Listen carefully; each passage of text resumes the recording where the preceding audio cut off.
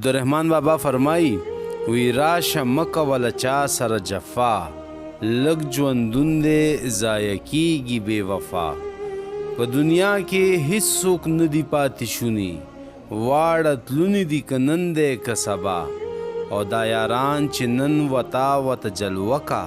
په 2 ورځې پس به واړه شي فنا که د دندې د دوی خوښ وي ورته ګوره چې فنا شي بیا به کله شي پیدا او د خزان پاڼې چې بیلی شي له خاخه په حکمت به یې پیوند نه که حکمه چې په ځمکه ساس کې پریوزي له اسمانه بیا له ځمکې خطې نه شي په سما او ګمان مکړه چې بیا سترګو لره درشي هغه اوښکې چې له سترګو شي جدا او دا په هر ورځ چې خیجي بیل بیل نور دی هر چې پریوزي هغه نشي خطې بیا او که جنت په زهد نه دی بې له فضله هر سړی دی خپله غاړه کړي ادا که د نس د پاره 100 محنت وکړي یو محنت به د پکار نشي سبا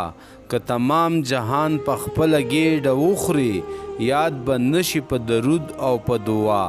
که یوه دانه د وږي په لاس ورکړي هم دغه به د توخه شي د عقبا که یو څاڅکې اوبه تږي لره ورکړي د دوزخ او ستا تر منځ بشي دریا که یو ځله سر د خدای لپاره ټیټ کړي په قیامت به سر بلند شي په هر چا بازار دا دی که څوک سود او سودا کاندي په هغه جهان نه سود شته نه سودا که ژوندون دی خو همدا دی په جهان کې چې له چا سره تیریږي په خندا خدای امان را کړله داسې زندګۍ چې ته بد وایې له بله بل لته او زهر ښه دي چې په صلح په سلاوي عبدالرحمن بابا فرمایي وی راشه مکه وله چا سره جفا خس ډک ښه دی بېغمه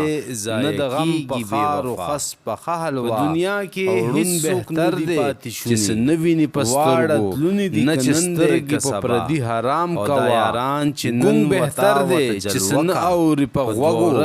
نه چې غوږ کاندي په بد ویل شنوا دیو ودت که په خوا درشي خو بهتر دی خدای د بد سړی در نه ولي په خوا پاڼې چې جاهل تر همدمۍ به بهتر دا وي کله چا سره همدم وي اجزا که مشکل وي خو د زړونو رغول دي سهل کار دی سود و زیان د دې دنیا سود او زیان د دنیا واړه سهل کار دی چې له سترګو شي جدا په سهل کار رسوا